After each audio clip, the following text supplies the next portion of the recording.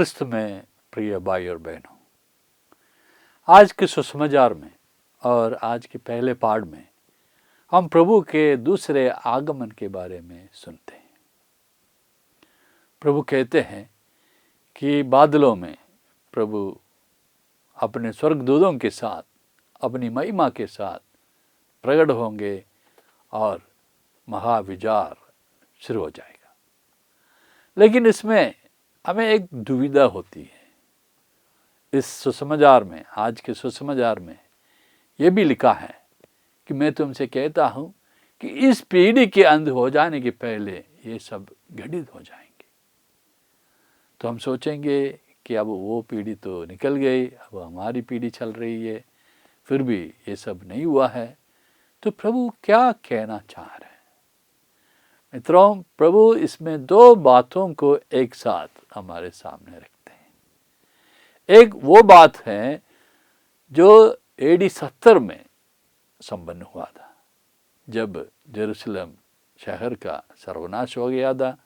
यरूशलेम के ऊपर रोमा साम्राज्य के अधिपतियों ने कब्जा किया था, उसे अपने वश में कर दिया था और यरूशलेम मंदिर को नष्ट कर दिया था। बहुत सारे लोगों को मौत के घाट उतार दिया था।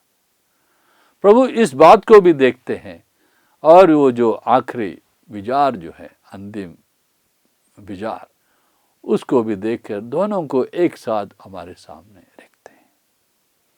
और एक बात, जो यरूशलेम शहर का जो सर्वनाश होना था, वो उस पीढ़ी के ही सामने, उनके ही अंत होने के पहले संपन्न हो चुका था। अब फिर प्रभु जो बात कह रहे हैं वो आखिरी विचार की बात है, अंतिम विचार की बात है।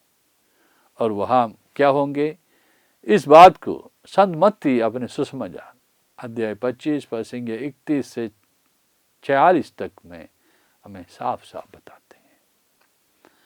कहते हैं कि जो भले हैं वो दाएं तरफ और जो बुरे हैं वो बाएं तरफ खड़े किए जाएंगे।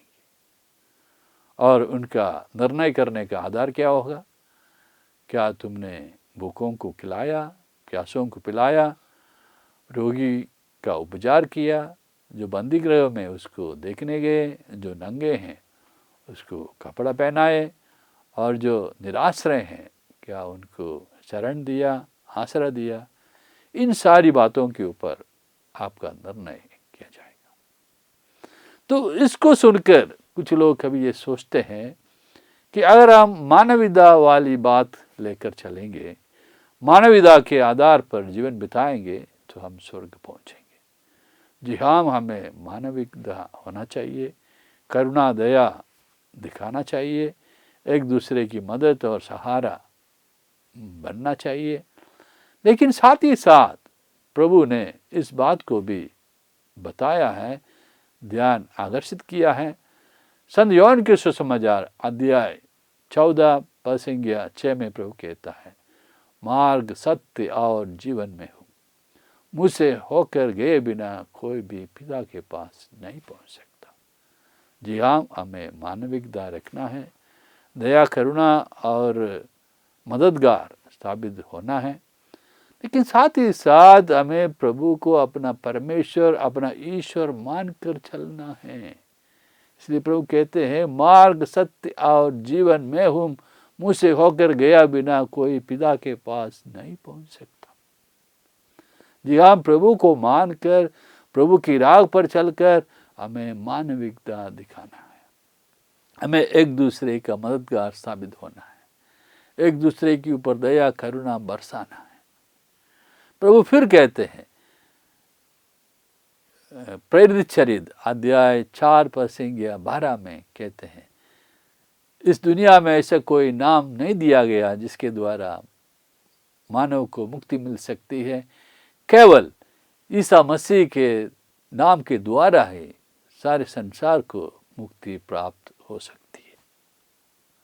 जी हाँ, अगर हमें बचना है तो हमें प्रभु की राह पर चलते हुए, प्रभु ने जो राग दिखाई है, प्रभु ने जो आदर्श हमें सिखाए हैं, जो सीख हमें दी है, उसके अनुसार जब हम चलेंगे, उसके अनुसार जब हम दया दिखाएंगे, एक दूसरे की मदद करेंगे, एक दूसरे के साथ देंगे, जो गरीब है, दीन दुखी है, उनकी मदद करेंगे, तब हम स्वर्ग राज पहुँचने लायक बनेंगे। संत योहन के सुसमाचार अध्याय 3 पद 16 में प्रभु फिर कहते हैं, ईश्वर ने संसार को इतना प्यार किया कि उसकी मुक्ति के लिए अपने एकलौते पुत्र को भेज दिया, ताकि जो भी उसमें विश्वास करे उनका सर्वनाश न हो, बल्कि उन्हें आनंद जीवन प्राप्त हो। प्रभु यीशु मसीह इसलिए इस धरा पर आए ताकि जो भी उसमें विश्वास करेंगे, जो भी उसकी राह पर चलेंगे, जो भी उसको सीख को अपनाएंगे, जो भी उसके बताए रास्ते पर चलेंगे, उन्हें मुक्ति मिले, स्वर्गराज मिले और शांति और आनंद का अनुभव करें।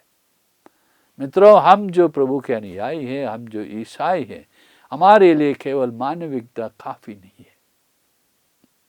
मानविकता रखना चाहिए, दया करुणा दिखानी चाहिए, लेकिन सबसे पहले हमें प्रभु यीशु मसीह को अपने मुक्तिदाता, अपने परमेश्वर का प्रिय पुत्र मान कर चलना है और उनकी बताई रास्ते पर चलना है, उनकी सीख के अनुसार जीना है और फिर उसके अनुसार एक दूसरे को अपने जैसे प्यार करना है, एक दूसरे की मदद करनी है। तब जाकर हम प्रभु के उस स्वर्गराज के अधिकारी बन सकते हैं। आज के पहले पाठ में भी दानियल के ग्रंथ में वही बात हम देखते हैं कि आखिरी विचार के समय मानव पुत्र उपस्थित होंगे और वो अपने कर्मों के अनुसार हमारा निर्णय करेगा। इसलिए अच्छे कर्म जरूर करना है, दया करुणा दिखानी है और उनके अनुसार चलना है, लेकिन ये काफ़ी नहीं है। ईश्वर के ऊपर विश्वास रखते हुए ये सब करना है। हो सकता है कि अन्य धर्म अवलंबियों के लिए ये ठीक है, वे करुणा के जीवन बिताते हैं, दया दिखाते हैं, तो शायद वे स्वर्गराज में पहुंचने लायक बन सकते हैं। लेकिन हमने, जिन्होंने प्रभु को जाना है, प्रभु को अपनाया है, प्रभु को स्वीकार किया है, उनको उस प्रभु के ऊपर विश्वास रखते हुए, भरोसा रखते हुए, उन्हें मुक्तिदाता मानते हुए, उनकी बताई राह पर चलने की जरूरत है। प्रभु को मानकर, प्रभु में विश्वास कर कर हमें दया और करुणा दिखाना है। जब हम ऐसे जीवन बिताते हैं तो प्रभु हमसे खुश होंगे, हमें स्वर्गराज के अधिकारी बनाएंगे। अब सुनने को मिलते हैं कि पश्चिम देशों में लोग चर्च छोड़ देते हैं, प्रभु को छोड़ देते हैं। वे ये समझते हैं कि अगर हम अच्छे जीवन बिताते हैं, करुणा दया दिखाते हैं, वो काफ़ी है।